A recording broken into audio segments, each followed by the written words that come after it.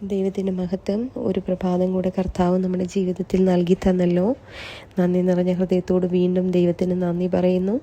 തിരുവചനത്തിൽ നമ്മൾ ഇപ്രകാരം വായിക്കുന്നു: ഞാൻ യഹോവയോട് അപേക്ഷിച്ചു, അവൻ എനിക്ക് ഉത്തരമരുളി, എൻ്റെ സകല ഭയങ്ങളിൽ നിന്നും എന്നെ വിടുവിച്ചു. 34-ാം സങ്കീർത്തനം 4-ാം വാക്യത്തിൽ.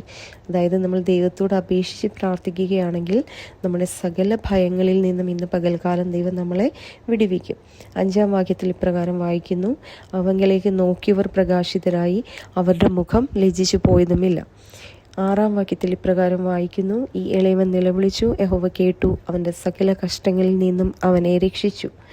10-ാം വാക്യത്തിൽ ഇപ്രകാരം വായിക്കുന്നു: ബാലസിംഹങ്ങളെ മിരകിട്ടാതെ വിശന്നിരിക്കും, യഹോവയെ അന്വേഷിക്കുന്നവർക്കോ ഒരു നന്മയ്ക്കും കുറവില്ല.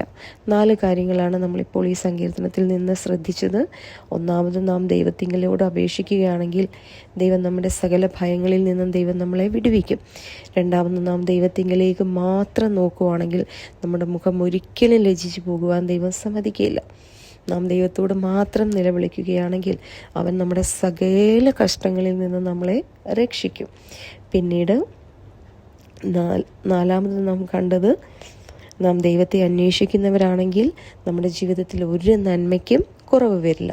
ബാലസിംഹങ്ങൾക്ക് പോലും പലപ്പോഴും ആഹാരം കിട്ടാതെ വിശന്നിരുന്നാൽ പോലും നമ്മൾ യഹോവയെ അന്വേഷിച്ചാൽ നമ്മുടെ ജീവിതത്തിൽ ഒരു നന്മയ്ക്കും കുറവ് വരില്ല. അപ്പം ദൈവത്തോട് അപേക്ഷിക്കാം, ദൈവത്തിങ്കലേക്ക് നോക്കാം, ദൈവത്തോട് നിലവിളിക്കാം, ദൈവത്തെ അന്വേഷിക്കാം.